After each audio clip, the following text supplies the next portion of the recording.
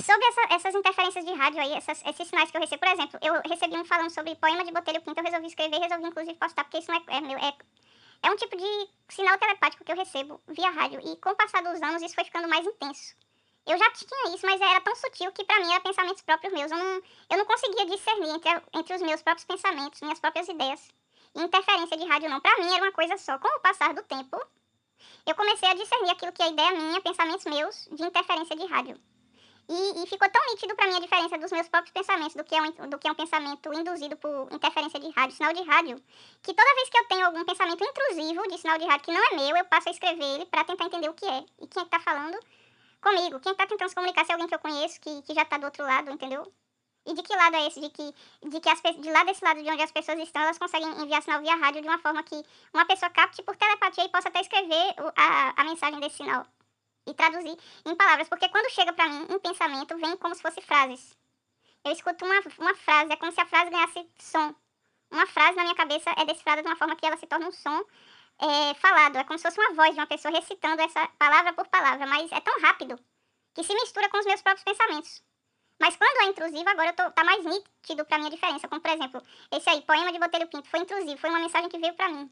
Ontem veio uma que foi um pedido, a pessoa por telepatia, eu acho que é essa tal de rádio, essa tecnologia, a pessoa falou pra mim assim, pergunta pra ele se ele é taurino ou se ele é leonino. A pessoa pediu que eu fizesse essa pergunta pra Mauri. Meu marido, meu companheiro que vive comigo, e essa pessoa pediu que eu perguntasse pra Mauri se ele era taurino ou se ele era leonino. Isso por telepatia, por sinal de rádio, não sei. Essa aí do comentário que eu fiz a respeito do vírus e fungo foi comentário criativo. Comentário criativo é meu, mas às vezes eu não sei se é por indução, por hipnose, se é pensamento intrusivo que se mistura com minhas ideias de uma forma que eu ganho mais impulso criativo pra escrever e comentar coisas.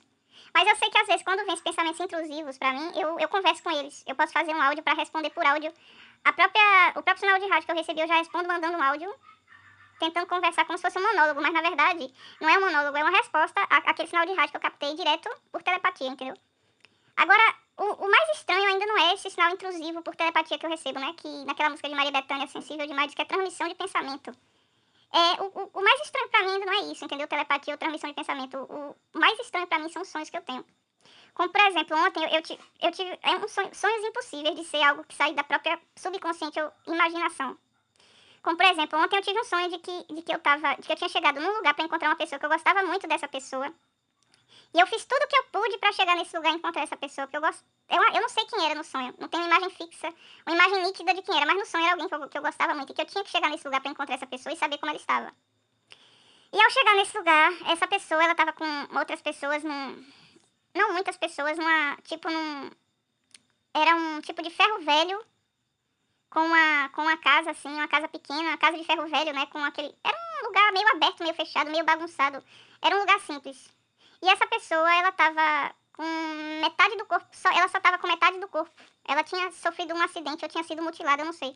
Eu só sei que faltava nessa pessoa as pernas dela. Ela tava sem as pernas e ela tava só com o tronco. E ela tava se recuperando da perca do resto das pernas dela, do quadril das pernas, e ela tava só com o tronco, do tronco pra cima. E ela ainda tava se recuperando, então ela tava, a ferida da parte que faltava nela ainda tava se recuperando. E nesse exato momento que eu cheguei pra encontrar essa pessoa e ver como ela tava tentando cicatrizar, ela tava tentando, tem um nome, meu Deus, eu tô esquecendo as palavras, ela tava tentando desinfectar, né, esse corte que tirou metade do corpo dela com carvão, com brasa de carvão. E ao ver aquilo, eu fiquei muito confusa mesmo. Então eu fiquei tão desesperada no sonho que eu disse, olha, eu vou pegar você e vou levar você pro hospital. Eu tava com uma bolsa assim de lado e, por incrível que pareça, não sei como essa pessoa coube dentro da minha bolsa. Eu não tinha outra forma de levar ela pro hospital. Eu não tava com carro, com transporte nenhum. Eu tava perto com a bolsa de lado e eu peguei este ser que só tinha metade do corpo.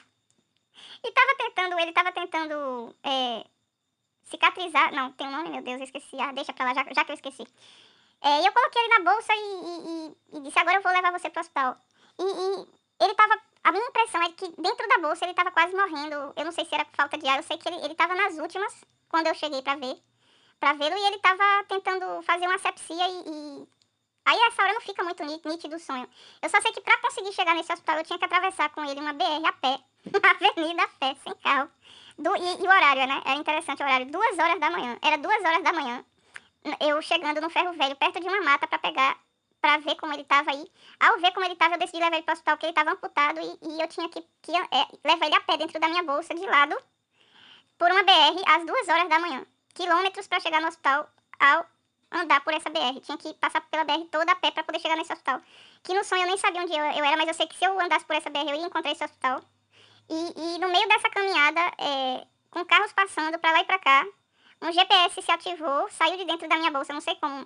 Um GPS, ele foi lá pro alto e o meu campo de visão foi acompanhando esse GPS, não, esse drone de localização. E aí o drone de localização lá em cima, com o meu próprio campo de visão, olhando toda a BR, viu que tinha um trânsito na frente, que tava tendo um assalto.